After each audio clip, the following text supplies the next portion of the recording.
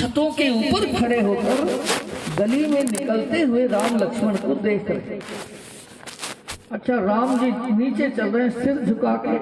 अब वो मिथिलानियां ऊपर से सोच रही है ये एक बार सिर उठा के ऊपर देख ले तो दो लाभ होंगे। एक तो ये होगा कि हमें इनका दर्शन हो जाएगा। ये नीचे चल रहे हैं, सिर झुका के चल रहे हैं, तो इनका मुखमंडल दिख नहीं रहा, तो हमें इनका दर्शन हो जाएगा। और दूसरा लाभ ये होगा कि इन्हें भी हमारा दर्शन हो जाएगा। श्री राम जय राम, ये दोनों ही लाभ होंगे। हमारे गुरुदेव एक बात कहते थे कि हमें रोज भगवान का दर्शन करना चाहिए, और अगर हम रोज भगवान का दर्शन नहीं कर सके, हमारे पास में जो भी मंदिर हो, जहां भी हमारी श्रद्धा हो, जो भी हमारे इष्ट हो, उससे वो कुछ नहीं है। तो भगवान तो सब एक ही होते हैं, लेकिन किसी भी भगवान का दर्शन कीजिए, दर्शन जरूर करना चाहिए। रोजाना भगवान का प्रणाम करना चाहिए। और यदि हम भगवान का दर्शन नहीं कर सकते हैं तो फिर हमें एक काम तो जरूर कर ही देना चाहिए। ऐसा हमारे गुरुदेव कहते थे। क्या करना चाहिए फिर हमें? तो वो कहते थे अगर हम भगवान का दर्शन नहीं कर सके तो फिर हमारा दर्शन भगवान को करा देना चाहिए कि तुम कर लो मेरा दर्शन। उनके आगे जाके खड़े हो जाओ कि मुझे तो देखना नहीं, तुम देख लो मुझे। फायदा तो हमारा ही होना है दोनों स्थिति में। अगर हम उनको देखेंगे तो भी भला तो हमारा ही होगा, और वो हमें देखेंगे तो भी भला तो हमारा ही। इसलिए मिथिलानियां सोच रही है कि एक बार सिर उठा के ऊपर देख ले छत की तरफ। अब राम जी तो छत की तरफ देख ही नहीं रहे, सिर झुका के गली में ऐसे चल रहे, मर्यादा पुरुषोत्तम। तो वो ऊपर बातें करने लगी, वो सहेलियां। उनकी बातें सुनिए रामचरितमानस में क्या कह रही है। एक ने कहा, अरे सखी, ये जो आगे आगे चल रहे हैं सांवले वर्ण के, इनका नाम है राम। राम इतनी जोर से कहा कि नाम सुन के देख ले ऊपर की कौन आवाज लगा रहा। ऐसे उनने कहा। ऐसा होता भी है, मान लो कोई छत पे खड़ा है और कोई गली में निकल के जा रहा है और वो उसका नाम बोलेगा ऊपर से, तो वो देखेगा कौन आवाज दे रहा है, देखता है। इसलिए उन्होंने नाम बोला। नाम राम धनुषायक पानी, इनका नाम राम है। राम ऐसे खूब कहा, लेकिन राम जी ने तो देखा ही नहीं, ऊपर नहीं देखा। तो उनने सोचा, मिथिलानियों ने सोचा अब क्या किया जाए। तो बोले एक काम करते हैं, इनके नाम से तो इनने देखा नहीं, हो सकता है कई लोगों के एक ही नाम होते हैं। इनने सोचा किसी का नाम होगा, मुझे क्या मतलब, इसलिए नहीं देखा इनने। तो एक काम करें, इनका बलदियत भी जोड़ दें, साथ में पिता का नाम भी ले, तब तो देखेंगे। तो उन्होंने कहा, ये दो नृप दशरथ के ढोटा, ये राजा दशरथ के पुत्र हैं, इनके पिता का नाम दशरथ है। ऐसे कहा, फिर भी राम जी ने ऊपर नहीं देखा। तो बेचैन हो गई, घबरा गई मिथिलानियां, आप क्या करें। तो उनने उनकी माता जी का नाम भी ले दिया, कौशल्या सुत सो सुख खानी, इनकी माँ का नाम कौशल्या है। फिर भी तो राम जी ने नहीं देखा। तब उनने सोचा कौन सी बात करें। तो एक सखी ने कहा कि हमारी राजकुमारी सीता जी के योग यही वर है जो आगे चल रहे हैं, ये बिल्कुल हमारी राजकुमारी जी के लायक है। उनने सोचा विवाह की बात करें, फिर तो देखेंगे श्री राम। ऐसा उनने कहा। हमारे महाराज जी अभी जो मंच पे पधारे थे, मैं उनके नाम थोड़ा भूल रहा हूँ, मैं श्री राम, मैं उनको प्रणाम करता हूँ। धन्यवाद आपके लिए। श्री राम जय राम। विष्णु जी नाम है, विष्णु जी। हाँ, श्री राम जय राम। तो हमारी राजकुमारी सीता जी के योग यही हैं। अब तो देखेंगे, शादी की बात करो इनकी, राम जी ने फिर भी नहीं दी। तो एक सहेली ने कहा कि योग तो है, लेकिन उसने कहा कि हमारे महाराज है ना जनक जी, अगर वो भी इनको ढंग से देख लेंगे ना एक बार, तो प्रण तोड़ देंगे, बिना प्रण के ही, बिना धनुष टूटे ही सीता जी का विवाह इनसे कर देंगे। तो अगली सखी ने कहा, अरे तुझे क्या पता, क्या महाराज ने नहीं देखा क्या इनको? अरे महाराज ने तो इनको सबसे पहले उनने देखा है, उनने तो ठहराया इनको, अतिथियों को। महाराज ने तो देख लिया, लेकिन हमारे महाराज तो प्रण के पक्के हैं, वो प्रण नहीं तोड़ेंगे। तो सब उदास हो गए कि अगर महाराज प्रण नहीं तोड़े तो फिर दोनों में से एक का टूटना तो जरूरी है। या तो महाराज अपने प्रण तोड़ दें जनक जी, और अगर जनक जी प्रण नहीं तोड़े तो फिर इनको धनुष तोड़ना जरूरी है, धनुष का टूटना जरूरी है, तभी सीता जी से इनका विवाह हो सकता है, नहीं तो विवाह नहीं होगा। तो एक ने कहा, मुझे तो ऐसा लग रहा कि दोनों में से कोई भी तोड़ने वाला नहीं, ना तो महाराज प्रण तोड़ने वाले हैं और इनसे धनुष टूटने वाला नहीं, इनसे नहीं टूटेगा धनुष एक ने से, क्योंकि धनुष तो बहुत कठोर है, ये तो बहुत बच्चे हैं, अभी कोमल हैं, सुकुमार। तो एक और ने कहा, अरे तू इनके प्रभाव को नहीं जानती है, ये देखने में ही बच्चे हैं, इनका प्रभाव तो बहुत बड़ा है। तुझे पता है इन्होंने विश्वामित्र जी के यज्ञ को सफल करने के लिए ताड़का का वध कर दिया, मारी स्वाहु का विनाश कर दिया, विश्वामित्र जी का यज्ञ सफल कर दिया, और रास्ते में चरणों की धूल से अहिल्या का उद्धार कर दिया। जब ये ऐसे ऐसे काम कर सकते हैं तो क्या धनुष को नहीं तोड़ सकेंगे? मुझे तो पूरा विश्वास है कि धनुष को भी यही तोड़ेंगे और कोई नहीं तोड़ेगा। एक ने ऐसे कहा। तो उसकी बात सुन के सब खुश हुई कि भगवान करे तेरे मुंह में घी कर तेरी बात सही हो कि धनुष इनके ही हाथ से टूटना चाहिए। ये सब बातें उनने कर ली, लेकिन राम जी ने अभी तक ऊपर देखा ही नहीं। तब उनने क्या किया कि बातें से तो नहीं देख रहे, अब दूसरा रास्ता अपनाए कहीं का। तो उनने ऊपर से अपने जीवड़ों में जो फूलों के हार गूंथे हुए थे उन फूलों को खोल लिया और टोकरा भर लिया सबने फूलों का। और राम जी जिस गली में जा रहे हैं ऊपर से उनने राम जी के ऊपर फूल बरसाना शुरू कर दिया। श्री राम जय राम। गोस्वामी जी ने लिखा ही हर सही बरसही सुमन सुमुखी सुलोचन वृंद जाहि जहाँ जहाँ बंधु दो तहाँ तहाँ परमानंद। ऊपर से फूल बरसाकर राम जी को उन्हें एक संकेत दे दिया कि हमें पता है हमारी राजकुमारी सीता जी के दर्शन के लिए तुम जनकपुर की गलियों में घूम रहे हो। तो सुनो लाला, ऐसे गलियों में घूमने से हमारी किशोरी जी का दर्शन होने वाला नहीं है। अगर उनका दर्शन तुम्हें करना है तो कल वहां आ जाना जहां इन फूलों का जन्म होता है। और फूलों का जन्म होता है पुष्प वाटिका में, इसलिए पुष्प वाटिका में कल आप लोग आ जाना। ये संकेत राम जी को दे दिया। और दूसरे दिन प्रातः काल होते ही समय जानी गुरु आयसु गुरु आयसु समय जानी गुरु आयसु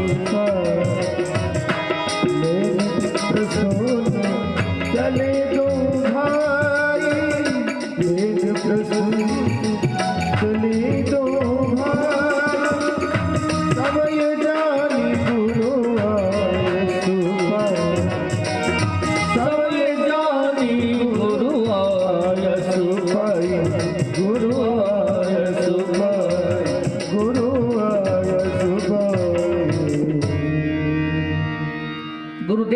आदेश प्राप्त करके पूजन का समय जानकर राम जी फूल लेने पुष्प वाटिका में दूसरे दिन जाते। लेन प्रसून चले दो भाई। भूप बाग बर देखे जाई, तहां बसंत ऋतु रही लुभाई। तुलसीदास जी ने लिखा, जब उस बगीचे के सामने जाके राम जी खड़े हुए, अभी उसमें प्रवेश नहीं किया, बाहर से खड़े होकर जब उस बगीचे को देखा, इतना सुंदर उपवन था, इतनी सुंदर वाटिका थी जनकपुर की पुष्प वाटिका। ऐसा लगा राम जी को कि मानो बसंत ऋतु या 12 महीने यहीं रहती है, यहां से कहीं जाते ही नहीं। बसंत ऋतु यहीं लुभा कर रह गई। बसंत ऋतु साल में 2 महीने के लिए आती है। 2 महीने, एक साल में 6 ऋतु होती है। अब बसंत ऋतु का प्रारंभ होने ही वाला है अगले महीने के बाद। अभी बसंत ऋतु आने वाली है। श्री राम जय राम। कुछ लोग ये कहते हैं बसंत पंचमी से बसंत ऋतु प्रारंभ हो जाता है। नहीं जी, बसंत पंचमी शीत ऋतु, उसमें शिशिर ऋतु में आती है, शिशिर ऋतु। तो तहां बसंत, जैसे बसंत 12 महीने पुष्प वाटिका में रहता है। चैत्र और बैसाख ये 2 महीने बसंत ऋतु के होते हैं। ज्येष्ठ और आषाढ़ ये 2 महीने ग्रीष्म ऋतु के होते हैं। श्रावण और भादो ये 2 महीने वर्षा ऋतु के होते हैं। और अश्विनी यानी कुंवर और कार्तिक ये 2 महीने शरद ऋतु के होते हैं। अगहन और पौष ये 2 महीने जो है शिशिर ऋतु के, उसके हेमंत ऋतु के होते हैं। हेमंत ऋतु के अगहन और पौष और माघ और फाल्गुन शिशिर ऋतु के होते हैं। अभी इस समय शिशिर ऋतु चल रहा है और इसके बाद बसंत आता है। तो ऐसा लगा पुष्प वाटिका में मानो 12 महीने यहाँ बसंत ऋतु रहती, तहां बसंत ऋतु रही लुभाई। तुलसीदास जी ने लिखा रही लुभाई, यानी जैसे बसंत कोई नारी हो, रही लुभाई, ऐसा कहा। किसी ने तुलसीदास जी से पूछा, महाराज जी बसंत नारी नहीं है, वो तो पुरुष है, पुरुष, उसको ऋतुराज कहते हैं, ऋतुओं का राजा है, 6 ऋतुओं का राजा है बसंत। आप उसको नारी लिख रहे हैं, जबकि आपने रामायण में दूसरी जगह पर उसको पुरुष लिखा है बसंत को। अरण्य कांड में तुलसीदास जी ने लिखा है, देखौ तात बसंत सुहावा और प्रियाहीन मोहि भय उपजावा। और यहां आप नारी लिख रहे हो, तहां बसंत ऋतु रही लुभाई।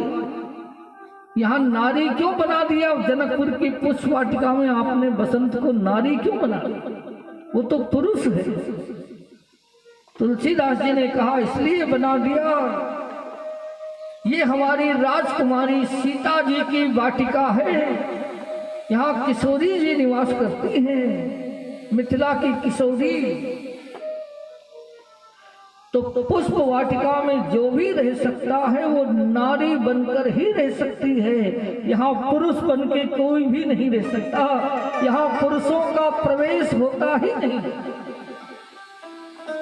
जनकपुर की वाटिका में वो माली लोग जो उसके सींचने वाले थे, जो उसकी देख रेख रख रखाव करते थे, वही लोग वहां रहते थे।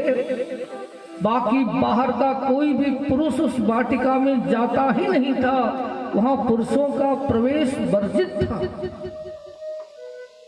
पुरुष के रूप में अगर किसी ने पहली बार उस वाटिका में प्रवेश किया तो भगवान राम ने ही उसमें प्रवेश किया था, और किसी पुरुष ने उस वाटिका में प्रवेश नहीं किया। वहां पुरुषों का प्रवेश तो होता ही नहीं था। किशोरी जी का आदेश था यहाँ कोई बाहर का पुरुष कभी प्रवेश ना करे। तो गोस्वामी तुलसीदास जी ने कहा भैया ये तो किशोरी जी की वाटिका है, यहाँ तो नारी बनकर ही रह सकता है कोई, यहाँ पुरुष बनकर नहीं रह सकता। अरे तुम्हें पता है यहाँ जो मंदिर है इस वाटिका के भीतर, उस मंदिर में भी अकेली पार्वती जी रहती हैं, भगवान शंकर नहीं रहते। गई भवानी भवन बहोरी, करी प्रणाम बोली कर जोरी, जय जय गिरिवर राज किशोरी, जय महेश मुख चंद्र चकोरी, जय गज बदन खड़ानन माता, जगत जनन दामिनी द्युति गाता। तो इस मंदिर में भी भीतर अकेली पार्वती जी है, शंकर जी नहीं है, क्योंकि पुरुषों का प्रवेश तो यह होता ही नहीं है वाटिका में। सीता जी का ऐसा आदेश है। तो गोस्वामी तुलसीदास जी से पूछा कि भगवान शंकर नहीं है तो क्या बिल्कुल है ही नहीं वाटिका में? ये बोले वाटिका में है तो है, लेकिन पुरुष रूप में नहीं है। तो फिर कैसे रहते हैं वो? बोले वो ऐसे रहते हैं कि लागे बिटप मनोहर नाना। उस मंदिर के आसपास जितने वृक्ष खड़े हुए हैं वो मानो भगवान शंकर ही वृक्षों के रूप में विराजमान है। वो पार्वती जी मंदिर के मध्य में अकेली विराजमान है। तो यहाँ नारियों का प्रवेश ही होता है, पुरुषों का प्रवेश नहीं होता, क्योंकि जहाँ जिसकी सरकार होती है वहाँ उसी की जय जयकार होती है कि नहीं?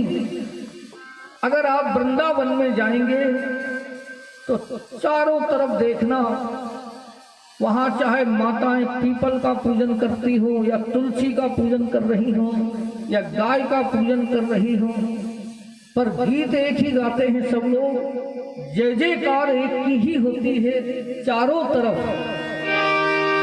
देखना आप वृंदावन में कभी कि नंद बाबा की जय, माँ यशोदा की जय, नंद बाबा की जय, माँ यशोदा की जय, नंद बाबा की जय, माँ यशोदा की जय, नंद बाबा की जय, माँ यशोदा की जय, बलदाऊ से भैया की जय जय जय, बलदाऊ से भैया की जय जय जय, बोलो कृष्ण कन्हैया की जय जय जय, बोलो कृष्ण कन्हैया की जय जय जय, मुरली के बजैया की जय जय जय, मुरली के बजैया की जय जय जय, माखन के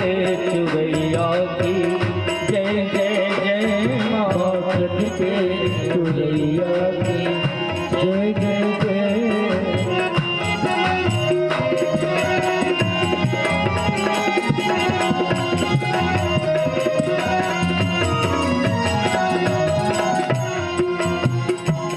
तो वृंदावन में कभी भी आप जाएंगे चारों तरफ भगवान कृष्ण की ही जय जयकार सुनाई पड़ेगी, क्योंकि वहां सरकार उनकी ही है।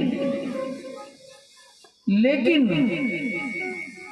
वृंदावन से थोड़ा और पश्चिम में आगे जाइएगा तो वहां भगवान कृष्ण का कोई भूल के भी नाम नहीं लेता है। वहां उनकी जय जयकार कोई भी नहीं करता,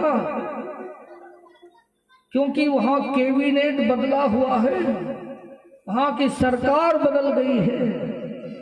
वहां तो दूसरी सरकार की जय जयकार होती है, और वहां किनकी जय जयकार होती है आप बरसाने में पहुंचे कि नंद ब्रजरानी की जय, महारानी की जय, ब्रजरानी की जय, महारानी की जय, ब्रजरानी की जय, महारानी की ब्रजरानी की जय, महारानी की जय, बोलो बरसाने वाले की जय जय जय, बोलो बरसाने वाले की जय जय जय, जय हो राधा रानी की जय जय जय, जय हो राधा रानी की जय जय जय, वृषभाने दुलारी की जय जय जय, वृषभाने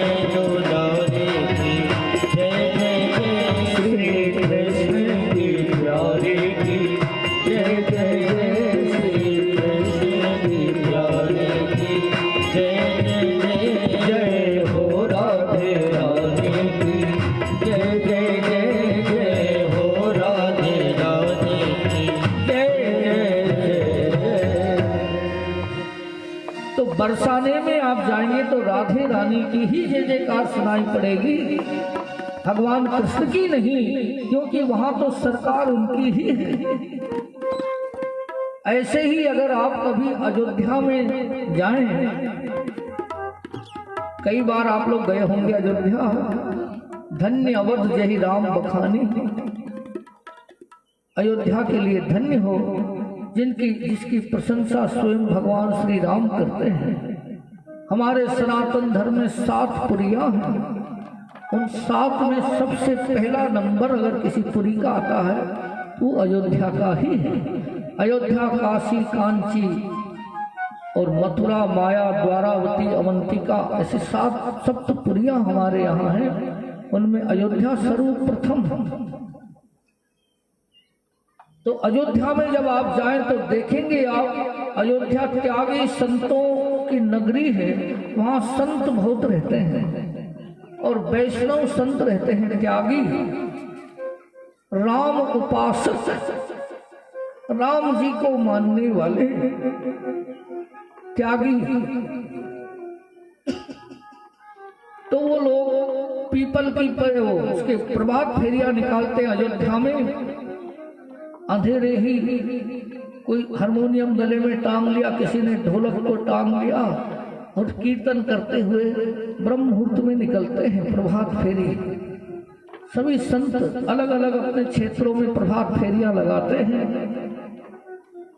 और वहां जय जयकार किनकी बोली जाती है अयोध्या में, वहां जय जयकार किनकी होती है कि चारों भैया की जय, तीनों मैया की जय, चारों भैया की जय, तीनों मैया की जय, चारों भैया की जय, तीनों मैया की जय, चारों भैया की जय, तीनों मैया की जय, माता जिनी के लाला की जय जय जय, माता जिनी के लाला की जय जय जय, श्री राम कृपाला की जय जय जय, श्री राम कृपाला की जय जय जय, प्रभु दीन दयाला की जय जय जय, प्रभु दीन दयाला की जय जय जय,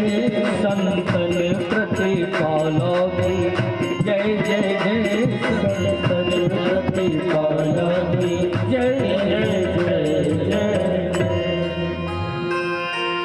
तो अयोध्या में चारों तरफ भगवान श्री राम की ही जय जयकार होती है। वहां के संत सीताराम का संकीर्तन करते हैं। अच्छा, अयोध्या वाले सीताराम कहते हैं और जनकपुर वाले सिया राम कहते हैं। सीताराम नहीं कहते, वो सिया राम कहते हैं। अयोध्या में सीता जी को सीता ही कहा जाता है, लेकिन जनकपुर में उनसे सीता कोई भी नहीं कहता। जनकपुर का नाम है सिया, सिया सुकुमारी, सिया माधुर्यता का नाम है और सीता ऐश्वर्य का नाम है। सिया राजकुमारी का नाम है और सीता राज रानी का नाम है, राजकुमारी का नाम नहीं है। तो जनकपुर वाले सिया कहते हैं, भावपूर्ण नाम है और ये प्रभावपूर्ण नाम है सीता। ये भावपूर्ण नहीं, प्रभावपूर्ण है सीताराम। ये महाराज और महारानी का नाम है सीताराम। तो अयोध्या के संत सीताराम का संकीर्तन करते हैं और जनकपुर के संत हमेशा सिया राम का कीर्तन करते हैं। सिया राम सिया राम सिया राम सिया राम सिया राम सिया राम सिया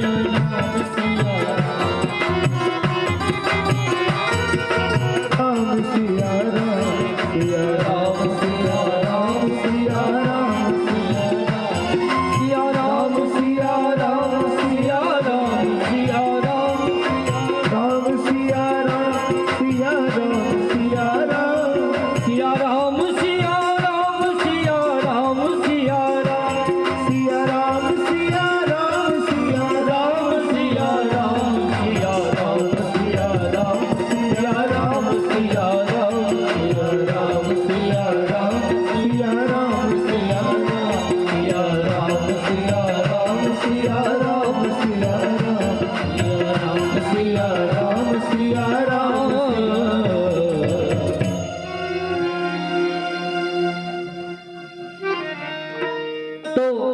जनकपुर वाले सिया राम, अयोध्या वाले सीताराम। अयोध्या में त्यागी बहुत रहते हैं, त्यागी संतों के इतने आश्रम अयोध्या में, अलग अलग छावनियां हैं। मणि राम जी की छावनी तो बड़ी छावनी, तो छोटी छावनी, मझोली छावनी, अलग अलग छावनियां सैनिकों की होती है या फिर संतों की होती है। संत में और सैनिक में कोई भेद नहीं है, दोनों ऊर्ध्व गति को प्राप्त करने वाले लोग होते हैं, सैनिक भी और संत भी। हमारे यहाँ संत और सैनिक को एक ही दृष्टि से देखा जाता है। श्री राम जय राम जय।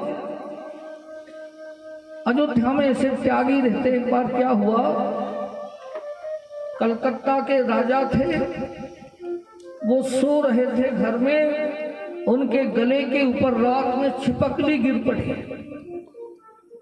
उनने सुबह ज्योतिषियों से पूछा ये शुभ है कि अशुभ है? पल्ली पतन कहते हैं उसको ज्योतिष में, पल्ली पतन। इसका निराकरण कैसे किया जाए? ज्योतिषियों ने सुझाव दिया, आप एक काम कीजिए, आपके बराबर सोने की मोहरें तोलिए, आपके बराबर वजन। तुला दान किया गया राजा का, सोने की मोहरों से तोला गया। उन मोहरों को